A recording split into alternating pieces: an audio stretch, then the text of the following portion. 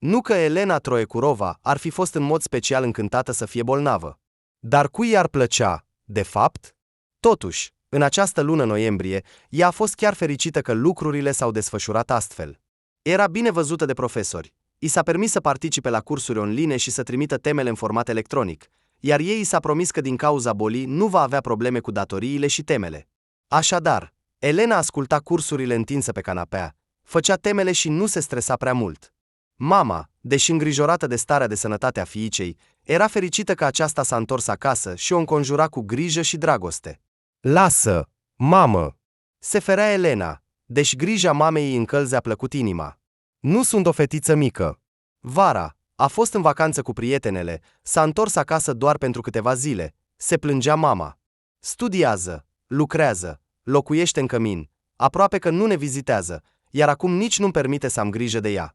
Ei bine, nu, domnișoară, voi avea grijă de tine cât vreau eu, și nu pot să-mi refuzi asta, ai înțeles? Și a râs. Elena nu avea de ales decât să se supună.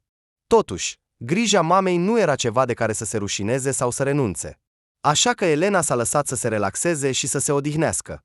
Certificatul medical, desigur, nu era vacanță, și Elena trebuia să-și rescrie notițele, să facă temele și să le trimită profesorilor, dar, în principal, era o relaxare adevărată, așa cum ar fi spus Anastasia, prietena ei și colega de cameră. Nu gătea, nu făcea curățenie. Mama o răsfăța ca pe un client VIP într-un spital de elită, iar Elena a început să regrete că a venit acasă atât de rar. Involuntar te distragi de la grija mamei, se gândea Elena, și uiți cât de bine este aici.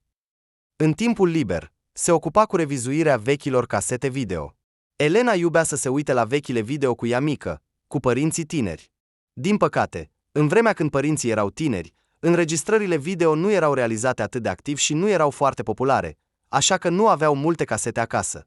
Așa că, după ce s-au terminat serialele interesante din lista Elenei, a trecut la vizionarea, sau mai bine zis, revizionarea vechilor casete. Elena a scos din cămară câteva cutii cu aceste casete video, dar tot ce era înregistrat pe ele deja văzuse, sărbătorirea diferitelor sărbători, anul nou, zile de naștere. Din păcate, nu exista o înregistrare a nunții părinților, dar după mulți ani de dezamăgire în legătură cu acest fapt, Elena s-a împăcat deja cu el. Când s-a terminat demonstrarea primei zile de naștere a Elenei, a căscat larg și s-a ridicat pentru a merge în bucătărie și a-și mai face o cană de ceai. Oricât de mult și-ar fi dorit mama să aibă grijă de singura ei fiică, concediul medical pentru a avea grijă de un copil de 22 de ani nu era acordat. Așa că Elena a fost lăsată în mare parte singură pe parcursul zilei. De fapt, vizionarea casetei de seriale era modul ei de a se distra. Trecând pe lângă oglinda din hol, Elena a oftat. "Încă te descurci bine, bătrână," a spus ea cu o voce răgușită din cauza bolii. În general, Elena se consideră asemănătoare cu o prințesă Disney. Și mulți care o vedeau observau asemănarea cu prințesa din desenele animate Frumoasa și Bestia. Anastasia râdea că Elena ar trebui să fie numită Bele. "Sau trebuie să-ți schimb numele," chicotea prietena, privindu-o pe Elena cu un zâmbet șiret, ca și cum ar fi fost într-adevăr atât de disperată. Elena s-a uitat la ea însă și în oglindă. Părul ei lung, ondulat și castaniu strălucea cu o nuanță aurie. Elena și l-a prins într-o coadă înaltă, și deși în timpul bolii arăta destul de obosită, în imaginea ei exista o anumită farmec. Elena avea un chip oval de formă corectă, cu trăsături bâlânde. Ochii ei mari și expresivi, de culoare căprie, păreau inocenți, ca ai unui căprioară. Genele lungi și întunecate le încadrau ca o ramă elegantă. Așa cum se spune, ochii sunt oglinda sufletului. Da, se vedea că și sufletul ei era prezent, unul frumos. Sprâncenele subțiri și elegante, buzele pline erau puțin uscate din cauza bolii, dar asta nu putea strica forma lor. Ușor pline, buza de jos era mai mare decât cea de sus. În timpul bolii, Elena purta o pijama amuzantă, albă și albastră, voluminoasă, care îi ascundea figura destul de înaltă și tonifiată. În copilărie și adolescență, Elena s-a ocupat cu patinajul artistic, dar înainte de a intra la facultate s-a concentrat pe studii și a abandonat sportul. Slavă Domnului, că acest lucru nu s-a reflectat prea mult asupra figurii ei.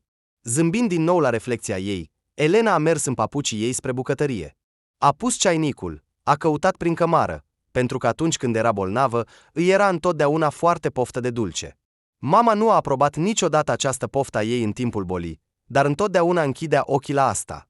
Fiica, se părea, Nu abuzase prea mult. Și să refuze fiicei sale o mică gustare dimineața la ceai, când ea se uita cu ochii atât de mari. Ei bine, era ca o pisică din Shrek. Pur și simplu nu putea. Dar dacă văd că te îndoiești de ele, o avertiza mama, jucându-se cu severitate. Dar, de obicei, astfel de avertizări le lăsa înainte de a pleca la muncă, așa că eficiența amenințărilor scădea. Dacă în apartament nu erau camere, Elena nu știa cum ar fi putut mama să mai supravegheze asta. Dar dimineața cu ceaiul, sincer, e ca o pionieră. Tata, care o ducea pe mama la muncă, a oftat. Și ce pionieră, a murmurat el. Mai bine stai, vindecă-te, odihnește-te și ascultă-ți mama. De fapt, exact asta făcea Elena în acele zile. Ceainicul a început să fiarbă, a turnat apă clocotită peste ceai într-o cană adâncă, preferata ei de acasă. În ea încăpea aproape 1 litru de lichid. Ideal pentru vizionări lungi de filme sau seriale. Într-o curiozitate plictisitoare, Elena se gândea ce altceva ar putea să mai vizioneze. Casetele se terminaseră, iar un film sau un serial interesant Elena nu putea să-și amintească. Se gândea la asta, amestecând ceaiul în cană și alegând cele mai simpatice, după părerea ei, bomboane din pachet. Când s-a întors încet în camera de zi, a fost brusc lovită de o idee. În cămară parcă mai erau câteva cutii cu casete. Trebuie să caut. Poate găsesc ceva ce nu am mai văzut. S-a gândit ea, iar această idee a energizat-o mai mult decât toate medicamentele la un loc. Lăsând o gustare simplă, sau mai bine zis un desert, pe măsuța din camera de zi, Elena, aruncând păturica de pe canapea, s-a grăbit spre cămară. A trebuit să caute prin cutii, iar având în vedere că era încă bolnavă, până a găsit ce avea nevoie, deja era foarte obosită. Elena a încercat să-și revină, sprijinindu-se de genunchi cu palmele. Chiar, ca o bătrână, a murmurat ea obosită. După ce și-a revenit și, totuși, fiind complet mulțumită de sine, Elena s-a așezat pe locul ei obișnuit. Câteva minute a studiat ce avea. Ca și toate celelalte, aceste casete erau etichetate. Nu-i plăcea să vizioneze aniversarea fostului șef al tatălui. Cu actualul șef al tatălui, Elena nu era familiarizată, dar în anii 90 tatăl ei lucra în altă parte, atunci Elena nici măcar nu era pe lume. Se gândea deja să vizioneze înregistrarea în care părinții au cumpărat prima mașină din viața lor sau poate să aleagă o casetă etichetată nouă casă, când a observat încă una. Era ascunsă în colțul din spate al cutiei și cumva se confunda cu locul ei, dar când a ajuns în mâinile Elenei, aproape că a strigat de bucurie. Doamne! A spus ea cu entuziasm, nunta părinților. Da, pe casetă era într-adevăr o inscripție concisă, nunta Verei și a lui Constantin. Descoperirea a bucurat-o atât de mult pe Elena, încât a râs vesel. Nu se putea așa ceva. Chiar așa. Oh, Elena a vrut întotdeauna să vadă nunta părinților ei și s-a supărat întotdeauna că din diverse motive nu exista o înregistrare a nunții. Elena a iubit întotdeauna să se uite la casete, să se cufunde în istoria familiei sale și, deși nu era acolo, să împărtășească cu ei momente de fericire. Fie că era o sărbătoare obișnuită, fie cumpărarea unei mașini, sau ceva de genul acesta, dar asta, cât de mult a vrut această casetă. Părinții au spus că s-a pierdut în timpul mutării, și deși acest lucru o dezamăgea teribil, Elena nu putea face nimic în legătură cu asta. Dar iată că a găsit-o, caseta cu nunta. Probabil că nu s-a pierdut, ci după mutare părinții nu au reușit să o găsească, iar ea a rămas așa, uitată într-o cutie neobservată. Probabil că se vor bucura foarte mult, s-a gândit Elena, bucurându-se ca un copil în fața bradului de Crăciun. Iată că le voi face o surpriză astăzi. I-a trecut prin minte că cel mai bine ar fi să vizioneze caseta pentru prima dată împreună cu părinții, pentru a observa emoțiile lor, pentru a se cufunda împreună cu ei în această zi fericită. Dar Elena nu s-a putut abține. A vrut să vadă asta cât mai repede. Și a pornit caseta. Vechea videocasetă a fost păstrată de ei încă din anii 90 și au îngrijit-o cu atenție, ca pe un adevărat raritate. În plus, mama și tata, copii din anii 70, nu erau foarte dornici să-și digitalizeze amintirile, să transforme casetele în discuri. Elena, desigur, a digitalizat totul și a păstrat pe un hard disk, pe care îl păstra ca pe un ochi de argint. Dar era ceva plăcut în a viziona video printr-un videoplayer. Modul în care introduci o casetă veche, cum crăpa ușor. Estetica acestui vechi film făcea inima să tresară de bucurie și o anumită duioșie. Elena nu a putut să nu zâmbească din momentul în care a început înregistrarea. Video a început cu un film de ficțiune despre cum părinții s-au întâlnit pe malul apei. Iată mama, încă adolescentă, vândând înghețată, lucrând în vacanță, și într-o zi călduroasă s-a apropiat de ea un tânăr pentru a cumpăra o delicatesă rece și să se răcorească puțin. A început o conversație. Viitorul tată a invitat-o pe viitoarea mamă la o întâlnire. Și ea, puțin rușinată, a acceptat.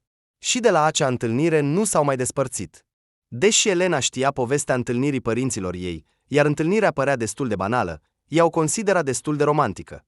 În simplitatea ei consta tot farmecul.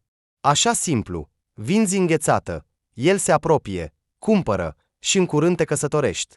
Ai un copil și trăiești fericit până la adânci bătrâneți. Vera și Constantin au avut, de fapt, o viață destul de reușită. Din păcate, a început cu un eveniment nu foarte fericit. La scurt timp după nunta lor, tatăl lui Constantin, bunicul Elenei, a murit. A fost devorat rapid de cancer, dar, murind, a lăsat toată moștenirea sa destul de considerabilă pentru tânăra familie. Bunicul deținea un mic și modest studio foto, totuși aducând un venit stabil, iar tatăl, interesat de fotografie încă din tinerețe, a preluat de la el modul de conducere.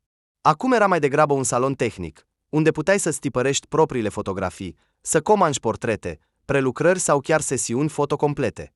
Tatăl colabora cu diferiți fotografi și deținea mai multe spații echipate ca studiuri. Desigur, el și mama au cheltuit bine pentru a dezvolta un simplu salon foto într-un ceva similar și de amploare, dar până când Elena s-a născut, ei erau deja bine stabiliți. Mama nu avea legătură cu fotografiile. Fiind mereu rușinoasă în legătură cu aspectul ei, deși Elena a considerat-o întotdeauna pe mama ei o femeie frumoasă și rafinată, Vera lucra ca contabil într-o companie destul de cunoscută. Și chiar dacă o priveai prin prisma dragostei de fiică, Vera părea cel puțin drăguță, de înălțime medie, subțire și slabă, ca o păpușă, cu pielea deschisă la culoare și părul negru, cu ochi mari de culoare gri-albăstrui și un nas drept și elegant.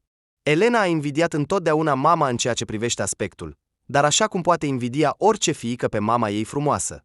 Se considera prea înaltă pentru o fată. Și în cine s-a dus? Tatăl nu era nici el foarte înalt. Și avea un nas cu cocoașă. Așa că nu era o prințesă Bele. Tata spunea că a moștenit înălțimea bunicii lui, mama lui, o femeie înaltă, robustă și destul de impunătoare. Și doar datorită genelor mamei, Elena a combinat înălțimea aceasta cu fragilitatea ei. Într-o clipă, distrăgându-se cu aceste gânduri, Elena a ratat momentul în care filmarea răscumpărării a trecut lent în următorul fragment al nunții înregistrării căsătoriei. Elena s-a uitat la televizor, unde era transmisă înregistrarea, și deodată s-a gândit cu uimire. Hei, cine este lângă tata? A venit la nuntă în rochie albă, ca o mireasă. Ce nepoliticoasă! Aceasta a durat exact 5 secunde. Elena s-a aplecat puțin înainte, încercând să o distingă pe femeia de lângă tată. Legătura cu cadrele anterioare nu s-a realizat. A gândit că rochia arată ca o rochie de mireasă, exact ca a mamei. Și tot încerca să înțeleagă cine este această femeie și de unde a apărut. Poate o farsă de la prieteni sau ceva de genul acesta.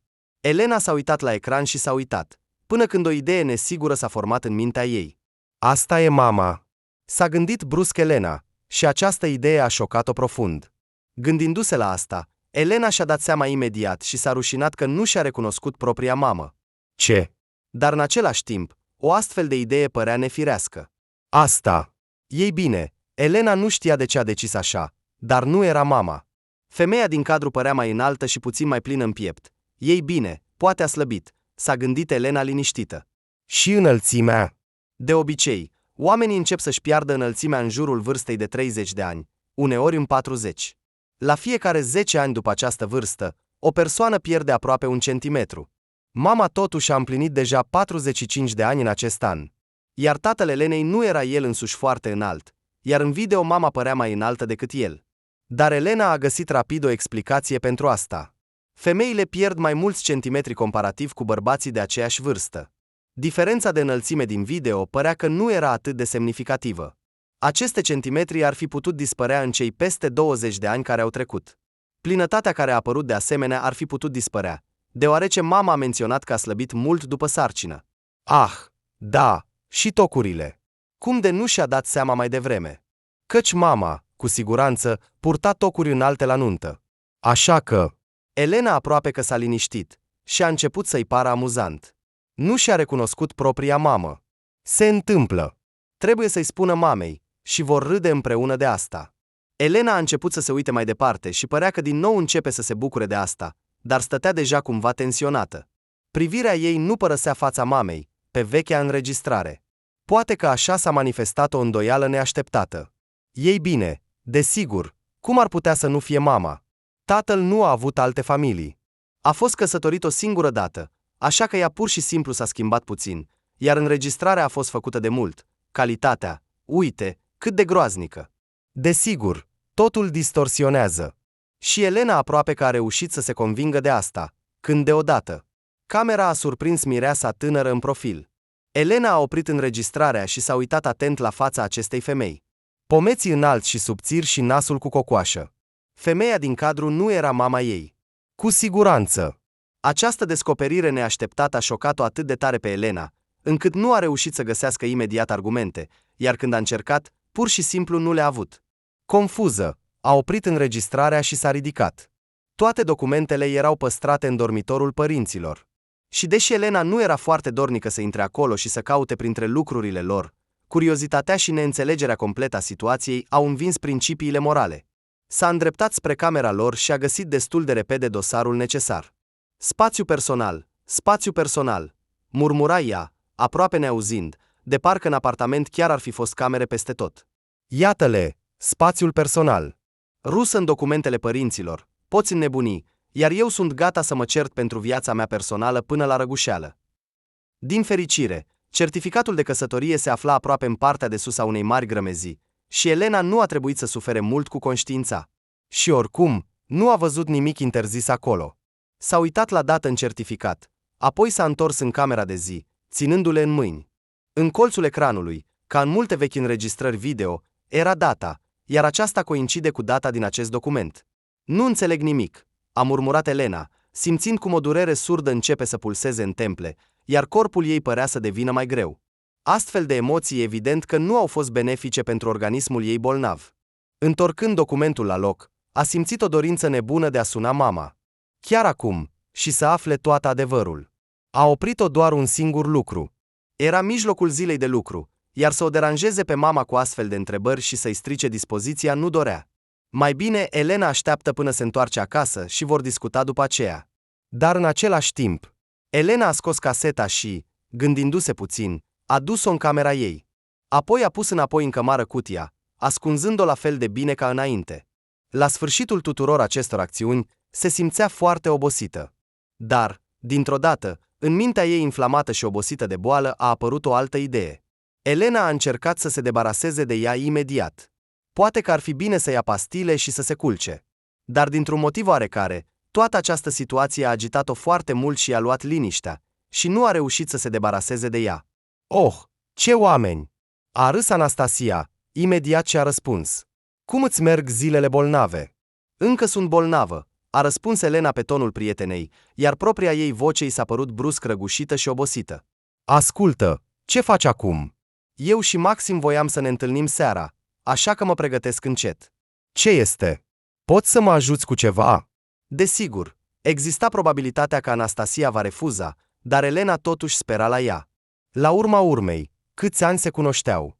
S-au cunoscut încă din școală și de atunci au devenit de nedespărțit. Chiar au intrat la aceeași facultate. Anastasia, la psihologie, iar Elena, la publicitate și PR. La facultate, Anastasia l-a cunoscut pe Maxim. El studia jurnalismul. Elena s-a bucurat foarte mult pentru prietena ei, iar bucuria nu a dispărut nici acum. Desigur, acum apăreau momente când Anastasia prefera să petreacă timp cu prietena ei, întâlnire cu iubitul ei, dar asta era de înțeles. În plus, locuiau împreună în cămin, pentru că ambele au decis să fie independente de părinți, cât mai mult posibil, și petreceau destul de mult timp împreună. Desigur, aveau și companiile lor, colegii de an, de exemplu, și o companie comună. Dar Elena știa că, dacă se întâmplă ceva, se poate baza pe Anastasia. Depinde de ce, a spus Anastasia serios. Poți să vii la mine să iei caseta, să o duci la un salon video, doar nu la cel al tatălui, să cer să o digitalizeze. Aproape de facultatea noastră este un astfel de salon, și în plus acolo poți comanda livrarea înapoi, cheltuielile de transport. Desigur, le suport eu și un bonus plăcut în plus. Lasă, suntem prietene, a chicotit Anastasia. Oricum, mă pregăteam să merg în zona ta, să cumpăr cosmetice. Voi veni. Dar nu mă voi refuza la bonusul în plus, a chicotit Anastasia. Dacă este, de exemplu, ceai cu bomboane. Îți voi da chiar și o ciocolată în cămin, a râs Elena. Doar că sunt cereri ciudate, înțeleg, dar, dacă e ceva, nu ai văzut nicio casetă. Ce este? A întrebat imediat Anastasia cu curiozitate. Ai găsit un video de familie al părinților? Așa, Anastasia. Elena a râs, dar imediat s-a încruntat din cauza durerii. Râsul prea tare a răsunat instantaneu cu o durere de cap deja aproape adormită. Nu, am găsit o casetă cu nunta lor, a răspuns ea mai calm și mai liniștită. Cel puțin, întârzierea din cauza durerii a permis să inventeze o scuză. Vreau să montez video și să le fac o surpriză.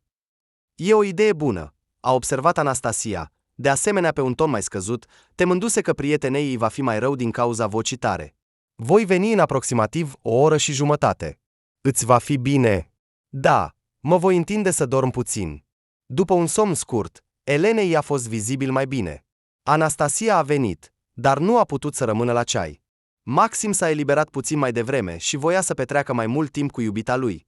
Elena, în ciuda obiecțiilor, i-a transferat bani pe card pentru transport și digitalizarea casetei, pe care Anastasia urma să o plătească din banii ei, și chiar un pic în plus. De asemenea, i-a dat un pachet cu bomboane. Sunt eu copil? S-a ferecat Anastasia. Dar Elena a făcut un gest și a pus pachetul în geanta ei.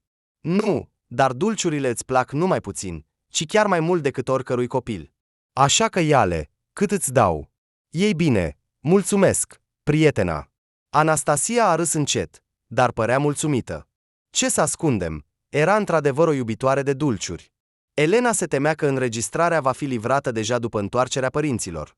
Dar înregistrarea împreună cu caseta a fost livrată la doar 10 minute înainte de întoarcerea lor.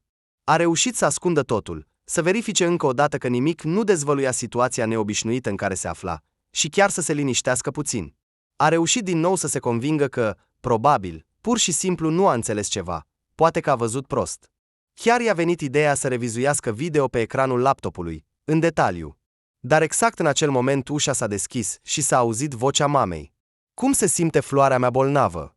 Această adresare a deranjat-o pe Elena brusc și a făcut-o să se simtă rușinată. Cu tatăl, Elena a avut întotdeauna o relație rece. Nu știa cum s-a întâmplat, dar așa s-a întâmplat. Tata nu i-a refuzat niciodată nimic, a îndeplinit întotdeauna cererile în tăcere, îi dădea bani cât cerea. Și când Elenei i-a venit ideea, o caprice, cum a spus Constantin Leonidovici Troecurov, să învețe la un liceu cu studiu aprofundat de limba engleză, iar apoi să intre la universitate, el a asigurat totul. Dar totul în tăcere, fără cuvinte în plus, fără sfaturi, fără aprobări sau obiecții. A făcut totul nu pentru că își iubea fiica, ci pentru că era obligația lui să-i ofere copilului ceea ce avea nevoie, dar nu din dragoste. Elena a simțit întotdeauna asta, că nu o urăște, dar nici nu o iubește cu adevărat. Pentru tată, ea pur și simplu exista. Era cineva pe care trebuia să-l întrețină și să-i ofere un bilet în viață. Dar Elena nu a împărtășit niciodată cu el secrete. Nu au avut acele relații tandre, tată și fiica tatălui. În copilărie, acest lucru o afecta mult. Elena plângea adesea și se supăra. Oare este atât de rea? Dar timpul a trecut și Elena s-a liniștit. Tata oferea tot ce era necesar de la el, și uneori chiar mai mult. Așa că să nu iubească. Să fie. Dar cu mama, relațiile erau uimitoare. Ea era o adevărată prietenă pentru Elena. O susținea și era întotdeauna gata să ajute. Cu mama, Elena putea discuta absolut orice, ce impresie a lăsat o nouă cunoștință, cum a supărat-o o prietenă, cum merg lucrurile în general. Sute de teme comune. Și mama a arătat întotdeauna interes. Ea s-a interesat mereu de Elena. Poate că, dacă ar începe să vorbească, ar putea discuta și cu tata despre ceva similar, dar în prezența tatălui părea necorespunzător să se bâlbâie despre ceva personal. De aceea, în toți acești ani, adevărata prietenă a Elenei a fost mama. Și, după cum putea Elena să judece, niciuna dintre prietenele ei nu avea o legătură atât de strânsă cu mama, ca ea cu mama ei. Poate de aceea toate aceste manevre secrete au supărat-o atât de mult pe Elena. Totul părea o trădare față de mama. Când totul va ieși la iveală, iar asta se va întâmpla cu siguranță, Elena va simți o mare rușine. Așa, pe la spate. Dar, pe de altă parte, nu a făcut nimic rău. A găsit o casetă, a digitalizat-o. A făcut asta cu multe altele. Aproape toate casetele pe care le aveau acasă, Elena le-a transferat pe disc, pentru ca, în caz de deteriorare a casetei, amintirile atât de prețioase să nu se piardă. Și, în plus, nu intenționa să-i ascundă mamei că a găsit această casetă și a vizionat-o. Poate că chiar o va prezenta ca pe o glumă. Îți dai seama, mamă, am găsit o casetă cu nunta voastră. Ghicește, m-am prins dacă te-am recunoscut sau nu. Poate că chiar vor râde împreună de situația asta. Poate. Luându-se în mâini, Elena a zâmbit slab și a ieșit din cameră. Zâmbetul ei a tremurat puțin când a văzut-o pe mama, obosită după muncă, dar de îndată ce a observat-o pe fiica ei adultă, a zâmbit larg, iar toată oboseala părea că s-a evaporat instantaneu. Salut, a salutat Elena, neașteptat stânjenită. Sper că vor pune asta pe seama oboselii și bolii. A sperat ea în gând. Salut, a dat din cap Constantin, sec, și a trecut pe lângă, fără să pună nicio întrebare. Tatăl, după muncă, era întotdeauna într-o stare și mai morocănoasă decât de obicei. Elena s-a obișnuit de mult. S-a dat la o parte ca să nu stea în calea tatălui, zâmbind larg mamei. Salut, mămică, a mai spus ea, salutând-o personal. Vera a întins mâinile către fiica ei, iar Elena a îmbrățișat-o, zâmbind mulțumită. Totuși, în brațele mamei era atât de bine, atât de cald și atât de liniștit. Toate neajunsurile păreau că dispar pur și simplu, se dizolvau, și totul părea neimportant și neînfricoșător. Ei, cum te simți? A întrebat Vera, desprinzându-se. Cum te simți? Mai bine, a dat din cap Elena. Febra a scăzut, dar tuse a rămas, și am dormit mult astăzi.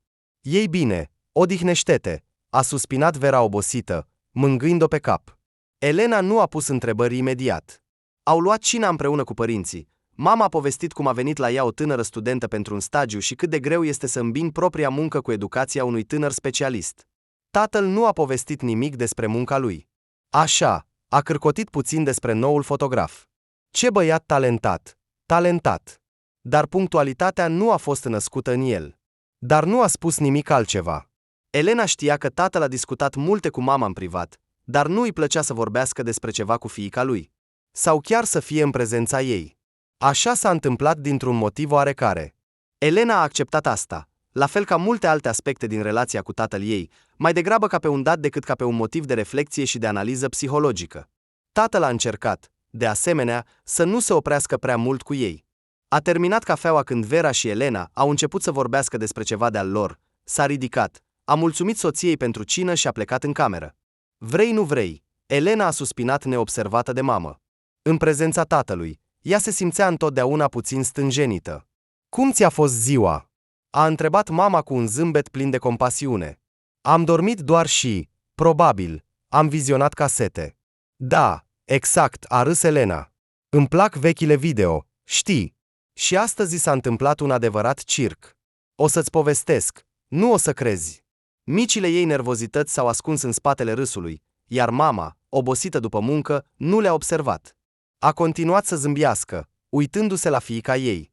Și ce s-a întâmplat? Am găsit o casetă cu nunta voastră, a spus Elena, uitându-se la mamă. Știi, nu te-am recunoscut imediat. M-am gândit, cine e femeia asta de lângă tata? Și a zâmbit forțat, iar apoi a râs cu adevărat, de parcă chiar a spus o glumă amuzantă. După părerea ei, a ieșit fals. Ca întotdeauna, a tremurat Elena în gând. Întotdeauna așa se întâmplă. Când trebuie să afli ceva și vrei să pari natural, nu reușești niciodată. Vei suna ca un actor care exagerează sau ca un clown dintr-un circ, unde totul se bazează pe exagerare. Și când vrei să arăți cât de puțin te interesează ceea ce întregi, întotdeauna se vede clar cât de mult vrei să afli despre ceea ce întregi. O capcană. Asta e tot. Dar, spre fericirea ei, mama era foarte obosită, așa că atitudinea ei obișnuită, foarte sensibilă față de starea de spirit a singurului ei copil a dat greș. Cât timp Elena se aducea aminte, nu a reușit niciodată să-și înșele mama. A înțeles destul de devreme că mama îi simte emoțiile constant, le citește bine și nici măcar nu a încercat să mintă. Poate de aceea au avut între ele o relație atât de bună și de încredere. Da, era obosită, așa că nu a reușit să-i descifreze adevăratele emoții fiicei sale, nici să-și ascundă propriile. Mai exact, nu atât de bine cum o făcea întotdeauna. Zâmbetul obosit a tremurat puțin, dar a dispărut. Părea că nimic nu s-a schimbat, Dar Elena știa bine expresia feței mamei ei. Ca în povestea pentru copii despre Peter Pan în colțul drept al gurii, doamna Darling ascundea un zâmbet special, aproape imperceptibil. Wendy nu reușea să-l prindă. Zâmbetul apărea și dispărea imediat, de parcă nu ar fi existat. Numai că, spre deosebire de Wendy, Elena a reușit să-l înțeleagă. Și i s-a părut că, din acel moment, ea și mama se înțelegeau mai bine decât oricine altcineva din lume. Și în multe privințe, asta era adevărat. Elena își cunoștea bine mama și a văzut clar cum acel zâmbet s-a stins. Numai că pentru Vera era natural să-și cunoască bine fiica și nu bănuia cât de bine o cunoaște Elena pe ea însăși, așa că nu a reușit să se adune la timp. Și cum ți s-a părut nunta noastră? A întrebat mama, dar vocea ei a tremurat, iar Elena a auzit. A încercat foarte mult să fie ca întotdeauna, de parcă nu vorbeau despre ceva special. A încercat să pară nevinovată, obișnuită, de parcă totul era bine. Elena nu putea garanta că a reușit, dar mama nu părea derutată. Dacă Elena își imagina corect cum ar trebui să arate o persoană care s-a simțit stânjenită și nu putea înțelege. Sau, nu știu ce reacție aș aștepta de la ea, s-a gândit Elena. Ce ar trebui să facă, în opinia mea? Să se sperie? Să recunoască? În ce? Ce proastă sunt? Nu știu nici eu ce vreau. De ce circ? A chicotit mama, reușind să se stăpânească. Nu ți-a plăcut nunta? Nu, nunta a fost minunată. A dat din mână Elena, încercând să-și dea vocea o notă de veselie lipsită de grisi. Îți dai seama, nu te-am recunoscut imediat. M-am gândit, cine e femeia asta de lângă tata? A mai spus ea cu un accent ușor. Se mai întâmplă, a răspuns mama, fără să se uite la Elena. Iată cum s-a schimbat, fiica mea nu mă recunoaște. Și Vera a râs. Elena nu a crezut-o. Îi plăcea să creadă, dar nu a reușit. Râsul acela nervos îi era foarte cunoscut. Râsese exact așa cu câteva minute înainte. Râsese ca să ascundă minciuna, înșelăciunea. Ia mă minte, a realizat Elena destul de repede, dar de data aceasta gândul acesta nu a fost atât de șocant. S-a împăcat cu el mai repede decât cu faptul că pe caseta video de la nunta părinților ei nu era mama ei. Se pare că două astfel de șocuri într-o singură zi erau prea multe pentru mintea mea obosită de boală, dar și pentru una sănătoasă. Faptul că mama i-a mințit brusc îi dădea o oarecare neliniște. Elena credea că pot discuta despre orice doresc și că nu există teme care să fie cu adevărat complicate pentru ei. Elena avea încredere totală în mama ei și nu-i ascundea nimic, iar Vera a fost întotdeauna extrem de onestă cu fiica ei. Și ce s-a întâmplat, de fapt, dacă mama a decis să mintă? Elena s-a frământat cu asta în toate zilele următoare, cât a fost bolnavă. A fi acasă a devenit brusc insuportabil. Se frământa cu acest secret, reacția ciudată a mamei. Și, în plus, după câteva zile, când părinții erau din nou la muncă, a scos caseta ca să o revadă. Nu o lăsa speranța că poate nu a înțeles ceva. Și a descoperit că în cutie nu mai era. Asta a provocat un râs isteric. Chiar înainte de a se recupera complet, doctorul i-a dat câteva zile să se odihnească până la sfârșitul săptămânii, iar apoi să revină cu forțe proaspete, dar totuși s-a grăbit să se întoarcă în cămin. A încercat să facă totul să pară cât mai puțin suspect. Până la plecare, s-a străduit să pară că totul este la fel ca întotdeauna. A avut noroc, de fapt. Plecarea ei a coincis cu un proiect important al părinților. Așa s-a întâmplat că amândoi au avut un proiect simultan, dar cu direcții diferite. Mama finaliza un raport și a întârziat mult la muncă, iar tatăl avea un proiect interesant și important. În plus, aveau și stagiari, așa că puțini au observat-o pe Elena. Mama a avut puterea doar să schimbe câteva cuvinte cu fiica ei seara. Și, deși noua plecare a fiicei din casa părintească a supărat-o cu siguranță, nu a reușit să-și arate prea multă tristețe. Elena s-a întors în cămin cu sentimente amestecate. Pe de o parte, iubea mama și voia să petreacă mai mult timp cu ea, iar pe de altă parte, toate acele secrete. În cămin, în camera lor cu Anastasia, au întâmpinat-o vecina și tânărul Anastasiei, Maxim. Bine ai revenit! Au strigat ei vesel, de îndată ce Elena a pășit în cameră și au început să sufle în fluierușe festive. Din fluierușele festive au căzut confeti colorate, acoperind-o pe Elena de la cap până la picioare, și nu a putut să-și stăpânească râsul vesel. În ciuda stării ei de epuizare, sumbră și aproape obosită în care a venit Elena, o astfel de primire a făcut-o să zâmbească. Se aștepta aproape ca Anastasia să organizeze măcar un mic spectacol în acest stil, și s-ar fi supărat mai degrabă dacă prietena ei nu ar fi organizat nimic, dar chiar și așa, având în vedere că Elena se aștepta la asta, întâlnirea nu a fost mai puțin plăcută. Oh, Mi-a fost atât de dor de tine, a spus Anastasia, lăsând deoparte fluierușa și îmbrățișând-o strâns pe prietenă. Mi-a fost dor, desigur, a răspuns Elena, îmbrățișând-o la rândul ei pe Anastasia. Sunt sigură că a fost mai confortabil să dormi pe paturile mutate decât pe cele obișnuite, a adăugat Elena, aruncând o privire șireată către Maxim. Acesta a râs. Știi, după câteva zile a început să suspine. Unde e Elena mea? E băiat, a răspuns Anastasia, desprinzându-se și dând din ochi. Dragostea cu el e, desigur, frumoasă, dar nimic nu poate înlocui o simplă comunicare prietenească cu iubita mea. Așa e, Elena, a spus Maxim. Eu sunt bună doar ca înlocuitor pentru tine. Cu mine nu poți vorbi. Cum se spune? Auzi, prietenului îi spui totul, dar nu-i arăți nimic, iubitului îi arăți totul, dar nu-i spui nimic, iar soțului nu-i arăți totul și nu-i spui totul, a spus înțelept Anastasia, și au râs deja toți trei. Un prânz festiv de bun venit nu putea organiza, desigur, cei doi studenți, dar Elena a adus biscuiți de casă de la mama, iar Anastasia și Maxim au cumpărat pizza și un tort mic. Pe drum, schimbând vești, au făcut ceai și, în sfârșit, s-au așezat la masă. Așa sau altfel, dar timpul petrecut a ridicat moralul Elenei și a uitat pentru mult timp de acel eveniment ciudat care i s-a întâmplat. Alături de prieteni, s-a relaxat, a lăsat deoparte ceea ce s-a întâmplat acasă și s-a bucurat de compania lor. Mă bucur, desigur, dar eu nu m-am întors dintr-o altă țară, unde am stat un an, ci doar am fost acasă, în concediu medical, a spus Elena. Am stat degeaba, se poate spune. Da, pur și simplu ai luat-o și m-ai lăsat, a dat din ochi Anastasia. Dar totuși te-ai întors, așa că avem încă un motiv în plus să mâncăm bunătăți. E rău. Cum a fost acasă? Nu ai povestit nimic. S-a întâmplat ceva interesant? Elena și-a amintit de acea casetă, de video, unde mireasa era simultan și mama, și nu mama, și reacțiile ciudate ale mamei, iar aceste amintiri i-au stins zâmbetul. A dispărut de pe fața ei și, desigur, Anastasia nu a putut să nu observe. Poate că mama a putut să o înșele, dar Anastasia o cunoștea mult mai bine.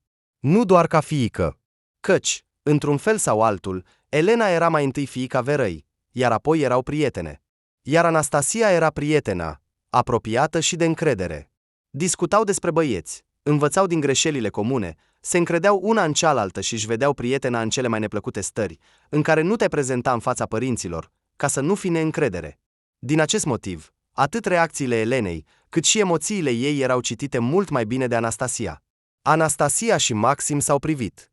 Maxim a privit exagerat de interesat în direcția opusă, luând o înghițitură de ceai. Iar Anastasia s-a uitat fix la prietenă. Privirea ei a trecut peste fața Elenei, de parcă mai întâi Anastasia a încercat să înțeleagă ce s-ar fi putut întâmpla. Anastasia a petrecut aproximativ un minut cu asta, în timp ce ei beau ceai cu tort în tăcere. Elena a așteptat următoarele cuvinte ale Anastasiei aproape cu un interes avid, dar, se pare, adevărul era atât de incredibil, iar asta deja se reflecta pe fața Elenei, încât Anastasia nu a îndrăznit să interpreteze confuzia ei. S-a întâmplat ceva? A întrebat ea, în sfârșit, direct. Elena, da, a murmurat Elena, nesigură. De fapt, nici nu știu. Nu știu cum să povestesc. Ai omorât pe cineva? A întrebat vesel Maxim. Elena a hârșâit și a dat din cap. Ei bine, atunci poți povesti restul. Deci, având în vedere cât de mult te iubește, Maxim a privit-o pe Anastasia și a zâmbit. Îți va aduce saci mari de gunoi, o lopată bună și te va ajuta să ascunzi corpul. Exact. A declarat mândra Anastasia, apoi s-a uitat din nou la Elena. Deci, ce s-a întâmplat? Elena a tăcut. Nu se simțea în stare să povestească ce s-a întâmplat. Acum, în această cameră confortabilă, alături de prietenii apropiați, părea atât de neimportant, încât chiar și inexistent. Dar Elena știa ce a fost de fapt și a văzut acel video nenorocit cu proprii ei ochi. Dar imaginea acelei femei din profil a apărut brusc în fața ochilor ei, iar Elena a simțit o panică neașteptată. Ce se întâmplă? S-a gândit ea în panică, simțind cum frica o acoperă, ca o a doua piele. Sau, mai bine zis, ce s-a întâmplat? Avea dreptul să le povestească, să-i tragă în asta? Dar nu voia să se descurce cu asta singură. Nu putea. Mama nu putea să o ajute. Asta era clar ca bună ziua, iar tata cu atât mai puțin. Poate că prietenii ar putea? Elena nu voia să trăiască asta în singurătate, să gândească singură, să ia o decizie. Căci, totuși, trebuie să ia o decizie. Ce se poate face cu asta? Și dacă se poate face ceva? Elena nu vedea o ieșire. Dar, poate, dacă va împărtăși cu ei ce s-a întâmplat, Anastasia și Maxim vor vedea? De aceea se recomandă, în cele din urmă, să discutăm despre problemele noastre. Cineva din exterior, un rudă sau un prieten poate oferi o variantă la care nu te-ai gândit niciodată. Am găsit o casetă pe care este înregistrată nunta părinților mei, a început ea nesigură și s-a oprit. Anastasia, așteptând o mică pauză, a spus încet, fără a fi insistentă. Da, știu că îți place să vizionezi vechile casete. Te-ai plâns foarte mult că nu ai exact aceasta. Da, m-am plâns, a gândit amar Elena. Și acum mă plâng că există. Și iată că am găsit-o, a spus Elena, acoperindu-și fața cu mâinile. Cumva am spus că am vrut foarte mult să o văd, așa că m-am uitat cu atenție. Și într-un moment, nu mi-am recunoscut propria mamă în filmare. Acea femeie seamănă aproape identic, dar nu este mama mea. Tatăl tău a avut o altă familie? A întrebat Maxim și a primit imediat o ușoară lovitură în coaste de la Anastasia pentru că a întrerupt. Asta e, de fapt, nu. Dar data de pe casetă și cea din certificatul lor de căsătorie sunt aceleași. Abia a început din nou să vorbească, cuvintele au început să curgă din ea ca un torent, iar a tăcea nu mai era posibil. La început, m-am gândit că am halucinații din cauza bolii sau ceva de genul acesta, sau că așa pare din cauza că video este vechi, sau, nu știu, orice. Și există multe explicații pentru care nu mi-am recunoscut mama în ziua anunții ei. Era atât de evident. Ca să înrisipesc îndoielile sau să aflu ce s-a întâmplat de fapt, am decis să vorbesc cu mama. Ea a spus că este ea. Elena a râs nervos. Iată cum s-a schimbat. Fiica ei nu o recunoaște, mi-a spus ea. Elena a tăcut din nou puțin. Dar m-a mințit. Știu asta cu siguranță. Femeia din video, nu este ea. Anastasia și Maxim s-au privit din nou. Elena a avut o secundă de frică că prietenii o vor considera nebună, că, într-adevăr, din cauza bolii, totul s-a amestecat în capul ei și că țigla șuieră, acoperișul se clatină încet. Și privirea Anastasiei, când s-a uitat la Elena, părea într-adevăr îngrijorată și neliniștită.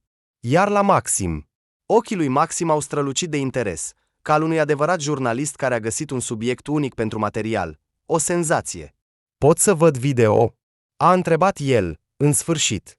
Elena a dat din cap. Și Anastasia și Maxim știau cum arată mama ei.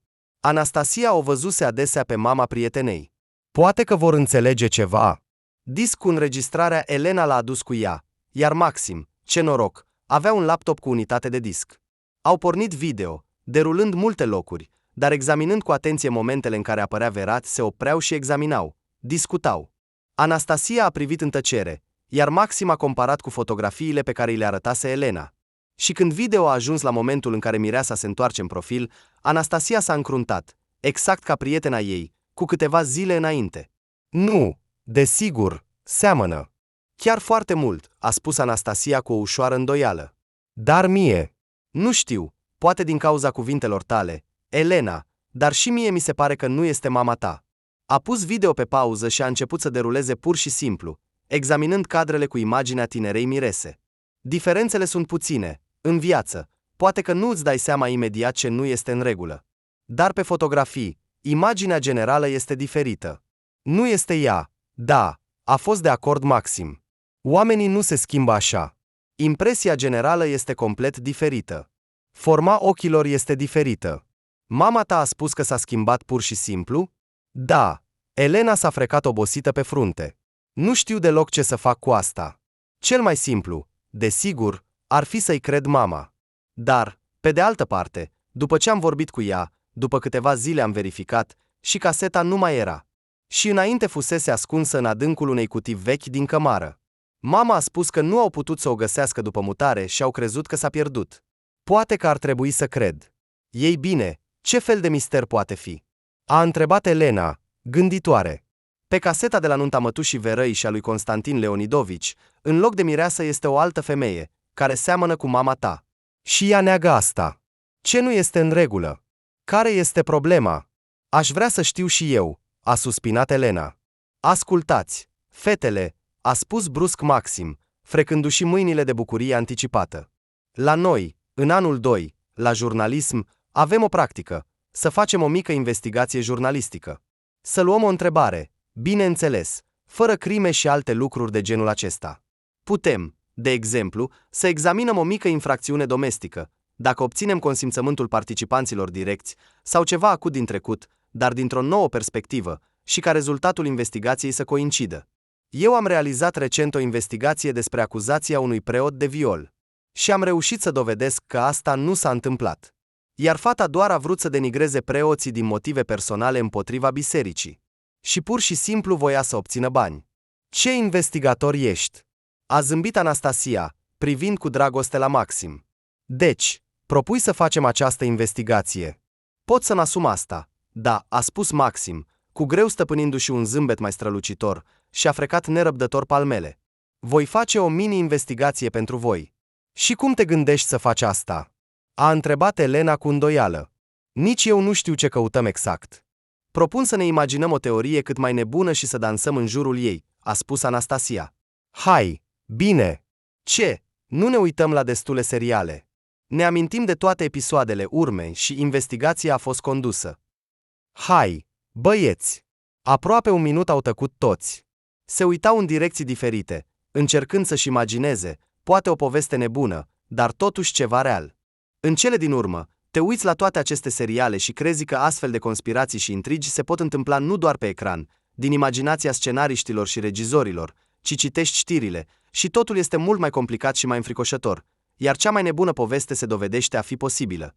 Ei bine, să începem cu evidentul, a spus în cele din urmă Elena. Poate că mama mea are o soră geamănă. Și din anumite motive, sora s-a căsătorit cu tatăl meu, iar soția lui actuală este mama mea. Excelent! Hai să începem cu asta, a fost de acord Maxim. El a întrebat toate detaliile, unde și când s-au născut părinții Elenei, diferite date importante, unde au obținut educația și toate celelalte. Desigur, dacă ar fi fost nevoie de altceva, Maxim ar fi putut să-i scrie Elenei. Și, de fapt, asta era tot ce se putea face acum. Elenei nu-i rămânea decât să aștepte. A continuat să studieze și s-a adâncit în învățare atât de mult încât performanța ei, care era deja bună, a crescut și mai mult. Mama, care suna să afle cum îi merge fiicei, o admira doar. Dar la Elena, laudele mamei nu mai aduceau acum decât o amărăciune ciudată. Și cine se comportă mai rău? Ea, care îmi minte despre ceva evident important. Sau eu, desfășurând o astfel de investigație pe la spatele ei? Se gândea Elena trist. Căci dacă nu s-a întâmplat nimic serios, atunci nu este nimic de ascuns. Chiar dacă tatăl s-ar fi căsătorit mai întâi cu sora mamei, iar apoi s-ar fi despărțit și ar fi iubit pe altcineva, dar în certificatul de căsătorie. Elena nu știa ce făcea Maxim, cum anume desfășura investigația. Nu au vorbit despre asta și, în general, au făcut abstracție de faptul că se întâmplă ceva special. Dar, voind nu voind, Elena l-a observat pe Maxim și a văzut cum devenea din ce în ce mai nervos. Fața lui se întuneca pe măsură ce, se pare, afla din ce în ce mai multe detalii noi. Ce se întâmplă acolo? Se gândea Elena cu amărăciune. Să vină mai repede, mai repede. Și iată că, în sfârșit, s-a întâmplat. Și, conform legii stupide a sandwich-ului, exact în acel moment, când nu era deloc pregătită. Două dintre cele mai neplăcute cursuri ale Elenei s-au anulat din cauza bolii profesorului, iar Anastasia a avut și ea o zi scurtă. După facultate, au mers la o patiserie, au băut ciocolată caldă cu prăjituri delicioase și se întorceau în cămin cu o stare de spirit ridicată. Mâine a fost sâmbătă, iar fetele au prezis o zi de weekend minunată, cu vizionarea serialului preferat în compania pizza și sushi. Iar astăzi se vor culca mai devreme, se vor odihni. Părea că nimic nu ar fi putut merge prost. Dar Maxim îi aștepta deja la cameră. Și de îndată ce Elena l-a văzut, a înțeles. Misterul s-a dezvăluit. Anastasia a înțeles și ea, iar Elena a simțit cum prietena îi strânge puternic mâna, promițând tăcut că vor trece prin asta împreună. Nu au întrebat nimic, nu s-au salutat, pur și simplu, fără să se înțeleagă, au deschis ușa camerei lor în tăcere. Au intrat, s-au schimbat în tăcere. Anastasia a preparat tuturor ceai din plante calmant.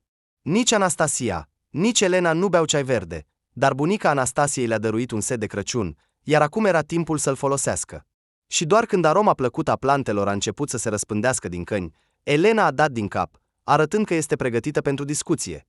De fapt, nu am aflat atât de multe, dar și asta este suficient, a spus Maxim, scoțând din geantă un teanc de documente. Pentru ce este asta? A întrebat Elena. Pentru ce vrei tu? Maxim a suspinat. Elena, ești sigură? Acolo nu e atât de simplu. Gândește-te ce vei face mai târziu. În aceste zile am gândit la multe, așa că hai să aflăm adevărul. Poate că este mult mai bun decât coșmarurile mele. Decizia ta. A fost de acord Maxim și a început să vorbească.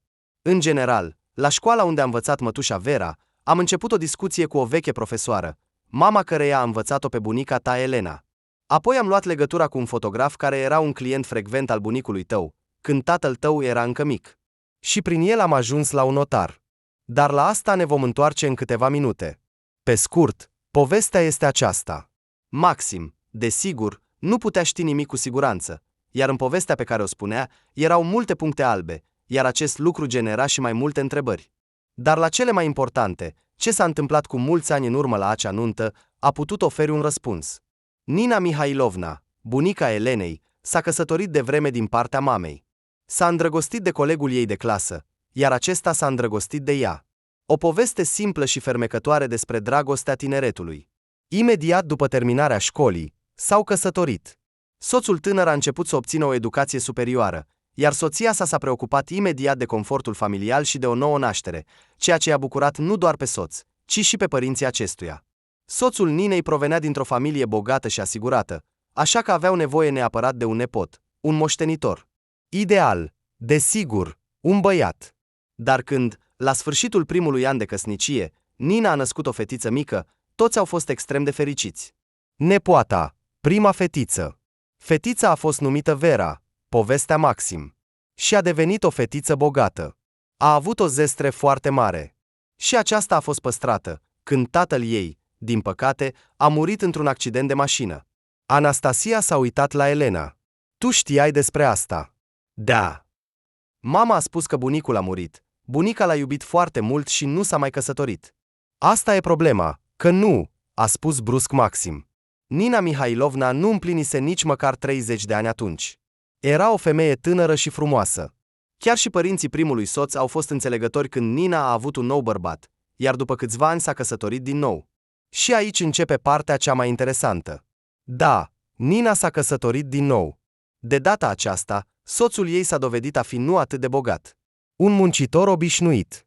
Era un om bun, aducea totul acasă, avea grijă de familia sa, dar nu a fost nevoit să renunțe la luxul de altădată. Nu părea ceva complicat, trăiau în bunăstare, chiar dacă fără excese. Și în curând s-a născut un alt copil. Și din nou o fetiță. Iar acea profesoară care a învățat-o pe Vera spunea că fetele erau foarte asemănătoare, a spus Maxim. Desigur, fiecare purta amprentele aspectului tatălui lor. Se deosebeau prin înălțime, câte ceva în față, dar în rest păreau aproape indistinguibile.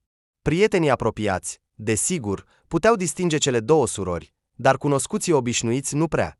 Chiar și unii profesori le confundau, având în vedere că fetele erau aproape de aceeași vârstă. Nu au trecut 2 ani de când Nina a născut a doua. Diferența semnificativă între cele două fiice ale Ninei consta într-un singur lucru, în starea lor materială. Fiica cea mare era o moștenitoare bogată. Bunica și bunicul nu îi refuzau nimic nepoatei unice și adorate. Desigur, și a doua fiică a fost tratată cu grijă. Și cadouri de sărbători, și felicitări de ziua de naștere. Dar nepoata adevărată totuși era nepoata adevărată. Și moștenirea bogăției familiei tatălui ei trebuia să fie a ei. Nu știu cum s-au desfășurat relațiile între surori, având în vedere că una era o moștenitoare bogată, iar cealaltă o fată obișnuită, dar următoarea informație pe care am reușit să o aflu este că tocmai Vera, prima fiică a Ninei, s-a căsătorit cu Constantin Treikurov, a spus Maxim. Iar sora ei a plecat să studieze în alt oraș. Până atunci, fiecare își ducea viața proprie. Se întâlneau cu băieți, planificau ceva. Vera s-a căsătorit cu Constantin. Și după câțiva ani, au avut o fetiță. Dar apoi, după o astfel de mare bucurie, nașterea copilului, a venit și durerea. Dintr-o dată, tatăl lui Constantin, socrul Verei, a murit, lăsându-i fiului o mare moștenire. Totul a fost așa cum ai spus, Elena. Au cumpărat un apartament mai mare, o mașină bună, au dus copilul, adică pe tine, la o grădiniță bună. Și pe asta părea că s-a terminat, a spus Maxim, dintr-o dată. Avocatul bătrân a spus doar că înainte de a primi moștenirea, Vera a fost bolnavă mult timp, probabil s-a îngrijorat foarte mult. Se pare că a avut și un avort spontan atunci, o sarcină nereușită. Și când a venit să completeze documentele necesare, arăta ciudat, de parcă era ea și nu era ea în același timp. Dar notarul nu a văzut niciodată pe sora mai mică a Verei, așa că nu știa cât de asemănătoare sunt și nu a bănuit nimic. Anastasia a continuat să o țină strâns pe Elena de mână. Și acum a strâns aproape până la durere.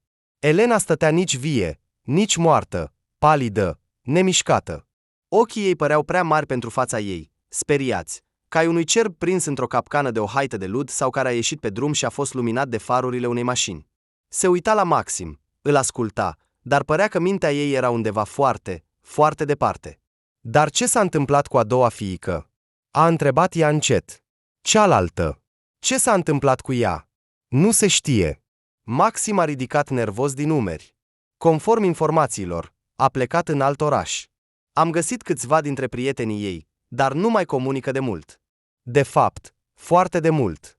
Aproape în același timp când tatăl lui Constantin a murit, i-a spus că va merge să-și viziteze tatăl și nu s-a mai întors.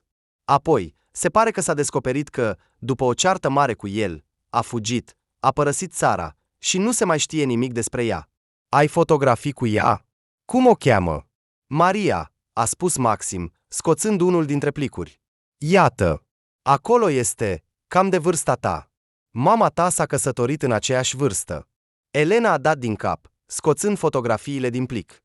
Mâinile ei tremurau și a reușit cu greu să-și stăpânească tremurul și să scoată vechile imagini.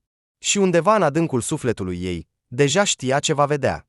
Și când de pe fotografie a privit acea femeie din casetă, de data aceasta nu mai erau niciun fel de îndoieri. Aceasta era exact ea care fusese surprinsă pe acel videoclip. Exact nunta ei fusese înregistrată pe casetă. Și da, ea și mama ei arătau într-adevăr aproape identic. Dar, așa cum a spus Maxim, genele diferitelor tați au adăugat propriile corecții. Cel care cunoștea bine surorile ar fi putut să le deosebească ușor. Dar așa, dintr-o dată, oamenii puțin cunoscuți nu ar fi putut spune cu exactitate cine este Maria și cine este Vera. Elena s-a încurcat la început. Și doar pentru că a trăit cu mama ei mai mult de 20 de ani, a reușit să găsească diferențele. Dar nu înțeleg, a spus încet Anastasia. Deci au fost două surori, bogată și săracă, așa-i? Bogata este mătușa noastră Vera, care s-a căsătorit cu Constantin, și au avut-o pe Elena, iar sora ei săracă Maria a dispărut. Dar pe caseta cu nunta este surprinsă tocmai ea, Maria. Și ea. Adică, ea este Vera? Anastasia s-a uitat fără ajutor la prietena ei și la iubitul ei. Sau eu nu înțeleg ceva? Judecând după toate, a dat din cap Maxim. Din păcate, nu am răspuns la majoritatea întrebărilor și am adăugat încă multe. De ce surorile s-au schimbat între ele? A fost asta voluntar sau s-a întâmplat ceva neprevăzut? Unde este acum Vera? Și de ce Maria trăiește viața ei, dacă aceasta? Scuză-mă, Elena, chiar este ea? Întrebări minunate, a spus Elena rece. Ar fi fost și mai bine să primim răspunsuri la ele. Dar, pe de altă parte, nu va fi mai rău pentru mine din toată adevărul, s-a gândit panicată Elena. Dar nu va fi mai rău pentru tine din acest adevăr? A întrebat imediat Anastasia, în acord cu gândurile ei. Am aflat multe lucruri noi, incredibile. Chiar este ca un serial. Dar ce să facem mai departe, Elena? Anastasia a strâns mai tare mâna prietenei și i-a privit în ochi. Înțeleg că acestea sunt, de fapt, părinții tăi.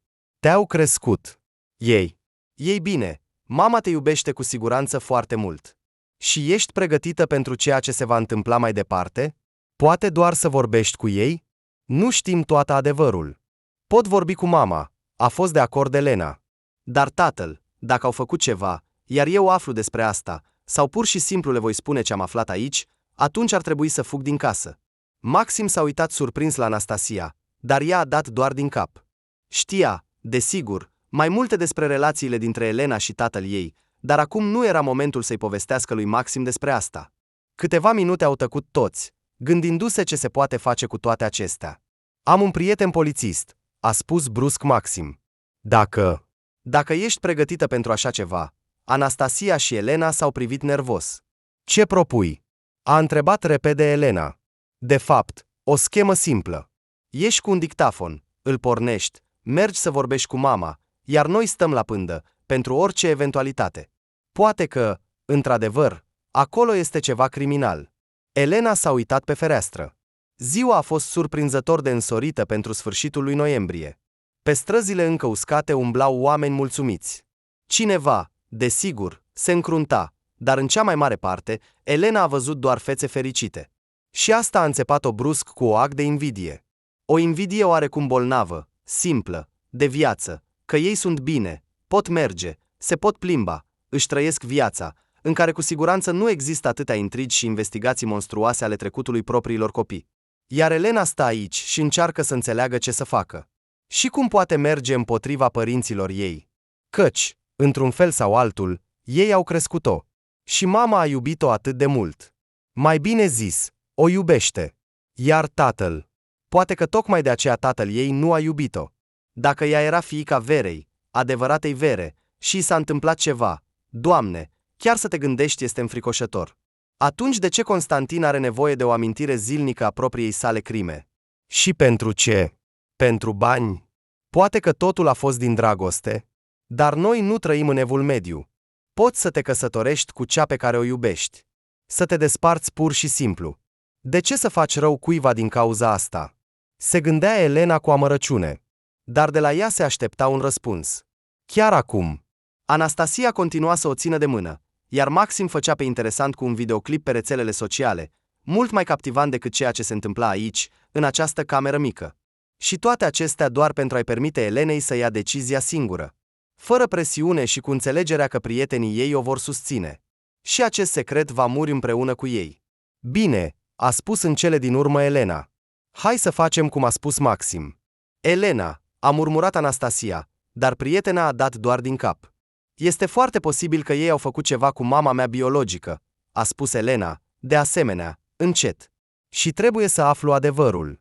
Desigur, este posibil ca asta să mă certe pentru totdeauna cu părinții mei, dar vreau să știu. Trebuie să știu adevărul, înțelegi? A spus Maxim și, neputând să se abțină, s-a uitat la prietenă cu compasiune. Trebuie să știi adevărul, asta e sigur. Toate planurile pe care Anastasia și Elena le făcuseră pentru weekend s-au risipit la fel de ușor ca ceața de dimineață. S-au trezit târziu, deja aproape de prânz, cu o durere de cap și extrem de obosite, deoarece nu au putut adormi toată noaptea. Maxim a alergat toată ziua și a rezolvat ceva, iar la sfârșitul sâmbetei a anunțat în sfârșit. Totul este gata. Mâine vei merge la părinți și vom încerca să aflăm adevărul, a spus Maxim. Dacă s-a întâmplat ceva criminal, putem da curs acestui caz. A trecut mult timp, dar tu încă poți să te prezinți ca parte vătămată. Vom vedea la fața locului. Dar nu vom avea probleme cu poliția, s-a îngrijorat Anastasia. Desigur, aș fi foarte fericită dacă s-ar dovedi că ne-am înșelat, că am revăzut seriale și așa mai departe, dar nu vor fi, a dat din cap Maxim. Mă voi ocupa de asta. Duminică dimineața, Elena a luat un calmant, a avut un mic dejun consistent, ca să nu leșine de frică, și, așteptând sosirea lui Maxim cu doi prieteni polițiști, s-a îndreptat spre casa ei. Elena stătea ca o piatră în mașină, iar până când au ajuns la casa Treicurov, și-a recunoscut că se teme cel mai mult de tatăl ei. Chiar dacă ambii părinți ai ei erau criminali sau infractori, mama cu greu ar putea să-i facă rău. Ei bine, acelei pe care o considera copilul ei, fiica ei iubită, dar tatăl. La ce este capabil? Ce poate face când Elena va veni și va declara că știe totul? Nu te îngrijora, Elena, a spus unul dintre polițiști, observând cât de nemișcat stă fata. Vom fi aproape și te putem proteja. Da, mulțumesc, a răspuns Elena mecanic. Nu-și amintea cum a ieșit din mașină, cum a urcat scările, a luat cheile și a deschis ușa apartamentului. Părinții stăteau la bucătărie, iar Elena a intrat încet, încet, ca să nu-i audă. A respirat adânc, de parcă încerca să-și umple plămânii înainte de a sări în mare de la înălțime. Își iau micul dejun, s-a gândit Elena. Și iată-mă, ca un tunet în cer senin. A intrat în bucătărie și s-a uitat la părinți. Tatăl stătea și se uita la știri pe telefon, ca de obicei, și bea cafeaua. Stătea cu spatele la Elena. Mama spăla tigaia pe care tocmai o folosea pentru a prăji clătite. Se pare că se pregătea să ia o farfurie cu clătite proaspete și să le pună pe masă pentru a lua micul dejun. Dar atunci, din colțul ochiului, l-a observat pe Elena. Mama s-a întors repede și a strigat. "O, Doamne, Elena!" a spus Vera cu voce tare, apucându-se de inimă. Mai speriat. Tatăl s-a întors și a privit-o, încruntându-se. "De ce nu te-ai descălțat? Ai venit așa, Pur și simplu? A întrebat imediat Vera, încercând ca întotdeauna să întrerupă o posibilă confruntare între tată și fiică.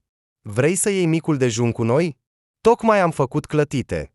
Vera a încercat să zâmbească, dar aspectul Elenei nu promitea nimic bun. S-a întâmplat ceva, draga mea? Ești palidă? Știu totul, a spus Elena hotărât, simțind cum inima îi bate nebunește și cum rațiunea este acoperită de frică și adrenalină. Știu. Vera și Constantin s-au privit rapid. Tatăl a dat din cap barela imperceptibil, iar Vera s-a umplut imediat cu un zâmbet larg. Ce știi, draga mea? A întrebat ea cu bâlâândețe. Ce s-a întâmplat cu mama mea? A spus Elena. Cu Vera, ce i-ați făcut? A privit direct și, așa cum i s-a părut, curajos la părinți. Mama nu a încetat să zâmbească forțat. Tatăl se uita calm și indiferent. Dar o umbră a apărut pe fețele lor. Criminali. Sunt cu siguranță criminali. A trecut o certitudine prin mintea Elenei. Draga mea, a început Vera cu bâlândețe, dar Elena a dat din cap cu încăpățânare. Cum ați putut să faceți așa ceva? A spus ea. Zumzetul dictafonului din buzunarul ei era asurzitor, și Elenei îi se părea uimitor că mama și tatăl nu l-auzeau. Să-ți ucizi mama biologică. O moștenitoare bogată. Casă săraca ei surioară să-i ia locul. Ochii Elenei s-au îndreptat spre Vera, iar aceasta a tremurat brusc din tot corpul. Cum, probabil, arăt acum nebunește, s-a gândit aproape veselă Elena, căci ea s-a speriat de mine, și nu din cauza că am numit-o criminală. Constantin și Vera s-au privit din nou. Un minut infinit de lung, au tăcut. Apoi Constantin a oftat brusc și a dat din cap. Lasă copilul! Lasă copilul! A imitat el cu o voce joasă, probabil cuvintele Verei. Sau ale Mariei. Vera, Maria și Elena s-au încurcat deja complet. O voi iubi! Ea va fi fiica mea! A înnebunit din cauza uciderii Verchi. Asta e tot. A început el să vorbească cu furie, iar apoi privirea lui iritată și furioasă s-a îndreptat spre Elena. Ar fi trebuit să te omor împreună cu mama ta sau să te fac invalid. La bunicii tăi bogați ești singura. Ei nu te-ar fi lăsat nici măcar legumă. Ar fi avut bani. Și din cauza ei ai rămas în viață. Și a dat din cap spre soția sa. Constantin, a început Vera plângând. Trebuie să terminăm cu tine, a spus Constantin și a sărit brusc în picioare, s-a uitat la fiică și a râs. Iată ironia, nu? Tatăl meu nenorocit nu a vrut să-mi lase nimic și a renunțat doar pentru nepoata lui. Slavă Domnului că a murit.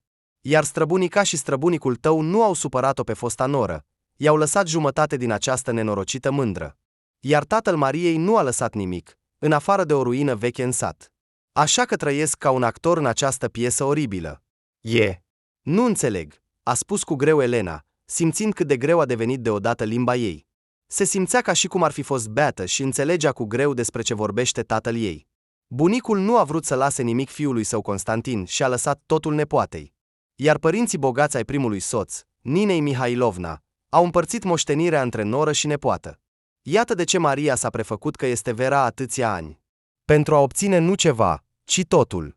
Și nu ai nevoie, a spus tatăl, și brusc s-a îndreptat spre ea. Elena a înghețat pe loc.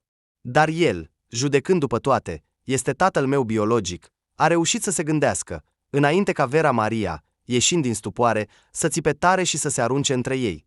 Nu o atinge! A strigat ea și a acoperit-o pe Elena cu corpul ei. Chiar în acel moment, ușa de la intrare, pe care Elena nu o închisese intenționat, s-a deschis, iar polițiștii au intrat cu armele în mână. De asemenea, Anastasia și Maxim au apărut lângă Elena. Anastasia a prins-o strâns pe Elena de umeri și a tras-o înapoi. Nu mai atinge! A țipat Anastasia. Elena, ca într-un film cu încetinitorul, a reușit să observe cu uimire că lacrimile îi curgeau pe față. Apoi Anastasia a așezat-o pe Elena pe canapea, iar Elena s-a descoperit într-un fel de vid. Era un zgomot, polițiștii citeau drepturile, tatăl tăcea, doar din când în când mormăia ceva. Mama plângea, cerea Elenei să vorbească cu ea, să se uite la ea, dar Elena nu a vrut. Se uita la perete și simțea cum ceva umed și fierbinte îi curge pe față. S-a trezit doar atunci când în mintea ei a pătruns o frază complet neașteptată, spusă încet de unul dintre polițiști. Bieta adevărată Vera, și unde au îngropat aceste ticăloase? De fapt, a spus brusc Maxim, moartea adevăratei Vera Troiecurova, judecând după toate, coincide aproximativ cu moartea tatălui, Constantin Leonidovici. De aceea au început să acționeze. Poate că ar trebui? Și, auzind asta, Elena a strigat cu o voce care nu era a ei și a intrat în isterie. Anastasia a îmbrățișat-o imediat și a ținut-o, fără să o lase până la sfârșit. Și în timp ce Elena urla, țipa, încerca să se lovească cu capul, și apoi nu a dormit noaptea, și când au început zilele întunecate și grele ale proceselor și investigațiilor. Când mormântul bunicului a fost săpat, au descoperit 2 corpuri în el. Unul aparținea într-adevăr tatălui lui Constantin, iar celălalt, conform rezultatelor expertizei genetice, era o femeie și mama biologică a Elenei Troiecurova. După condamnarea ambilor părinți falși în arestul preventiv al sistemului penitenciar, Elena a obținut dreptul de a dispune complet de toate bunurile lor. Nu a angajat un avocat pentru oamenii care se numeau părinții ei și, ca parte vătămată, a cerut instanței o pedeapsă maximă. Atât Constantin, cât și Vera, mai precis Maria, au fost judecați pentru comiterea unei infracțiuni grave de către un grup de persoane în urma unei înțelegeri prealabile. Constantin a primit 20 de ani de închisoare cu regim sever pentru omor cu o deosebită cruzime. Elena considera că acesta a fost cel mai rău moment din viața ei. Când omul pe care l-a considerat tată timp de 22 de ani povestea liniștit cum a lovit-o pe mama ei biologică, soția lui, în artera carotidă cu un cuțit de bucătărie și a lăsat-o să moară, în timp ce el a mers să spele cuțitul. Dar soția nu a murit imediat, iar el i-a spart capul. Cu ce, exact, nu-și mai amintea. Probabil cu un ghiveci de flori. Pământul de pe mormântul tatălui meu era încă proaspăt. Povestea Constantin cu calm, de parcă nu observa cum curg lacrimile femeilor prezente în instanță și cât de palidă stă fata care a numit acest om tată timp de mai bine de 20 de ani.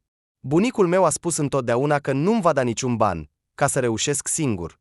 Dar a adăugat întotdeauna că îi va ajuta pe fiul meu în orice afacere, va face pentru mine tot ce nu-i voi cere. Așa că m-a ajutat. Postum, așa să spunem, a mormăit el din nou, conform obiceiului său mizerabil. Și nu te-a deranjat deloc că Vera Troiecurova avea un copil de la tine? A întrebat judecătoarea.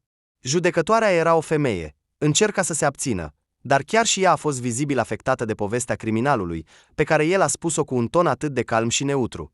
Ea a vrut copilul, nu eu, a observat Constantin liniștit. De fapt, eu am iubit-o doar pe Maria de la bun început. Dar din cauza tuturor acestor planuri, a trebuit să mă căsătoresc cu Vera. Destul de arogantă. Norocul nostru că pur și simplu i-am plăcut. Pur și simplu s-a întâmplat că acest copil a apărut. Și când totul s-a terminat, Maria a vrut să-l păstreze. Din punctul meu de vedere, la un orfelinat, asta e tot. În acel moment, el a găsit-o cu privirea pe Elena și a spus asta, privindu-o direct, fără o picătură de milă. O amintire constantă a mamei ei stupide nu putea suporta. Mari Troiecurova au primit 15 ani. Ea a fost considerată organizatoarea, deși nu a participat direct la omor. Elena nu mai știa exact dacă a fost așa sau nu, dar faptul rămânea un fapt. Nimeni nu intenționa să conteste sentința. Maria plângea în tăcere, Constantin se ținea calm, de parcă tot ce se întâmpla nu l-afecta deloc. Dar cel mai mult pe Anastasia, care a fost mereu alături de Elena, susținând-o și liniștind-o, a surprins altceva. Vei merge să o vezi în închisoare, pe această femeie? Pe ea, da, a spus Elena calm. Nu des, desigur. Nu vreau să o văd constant, dar vreau să știu ce se întâmplă cu ea, să o văd. Anastasia a tăcut o vreme. O iubești, nu-i așa? A spus prietena cu o voce foarte joasă, plină de milă. Elena a dat din cap. Da, a confirmat ea. Dar asta nu înseamnă că o iert. Niciodată. Pentru că a furat viața pe care aș fi putut să o am, pentru că a decis că poate pur și simplu să-mi ia mama biologică, nu o voi ierta niciodată, a suspinat Elena. O secundă a tăcut, apoi a adăugat încet, înfricoșător de hotărât, dar nu pot să nu o iubesc pur și simplu. Căci ea este mama mea. Elena a tăcut apăsător. Anastasia a tăcut și ea, strângându-i umărul. Nu mai era nimic de spus.